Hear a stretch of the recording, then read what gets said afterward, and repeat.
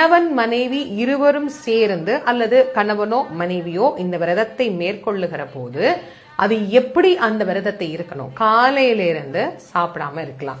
பொதுவா இந்த 6 நாள் அப்படிங்கிற இந்த 6 நாள் பெரிய விரதத்தை எடுக்கும் போது 6 நாளும் உணவருந்தாமல் இருக்கின்ற முறை அப்படின்னு ஒண்ணு உண்டு. 6 நாளும் சாப்பிடாம தண்ணீர் மட்டும். எந்த விரதம் இருந்தீங்கனாலும் தண்ணி கண்டிப்பா நிறைய குடிக்கணும். அதை மறந்துடாதீங்க, நல்ல ஞாபகம் வச்சுக்கோங்க. எந்த விரதமாக இருந்தாலும் தண்ணீர் நிறைய அருந்தினால்தான் இந்த உடல் மிக அற்புதமான இயக்கத்தை நமக்கு கொடுக்கும். அதை விட்டுட்டு நாம தண்ணி குடிக்காம இருந்தோம்னா உடலுடைய இயக்கங்கள் மாறுபட்டு போயிடும். அதனால தண்ணீர் குடிக்கலாம்.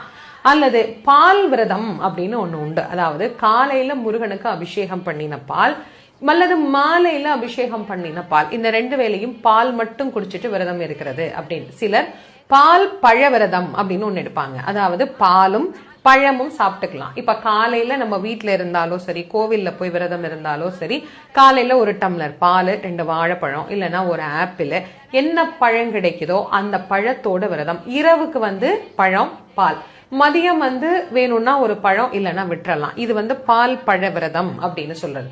இன்னும் சில பேர் ரொம்ப கடுமையாக இந்த விரதத்தை இருக்கிறவங்க அப்படின்னா மிளகு விரதம் அப்படின்னு ஒண்ணு உண்டு. அதாவது முதல் நாள் சஷ்டியை ஆரம்பிக்கிற அன்னைக்கு 1 மிளகு, 2வது நாள் 2 மிளகு, 3வது நாள் 3 மிளகு.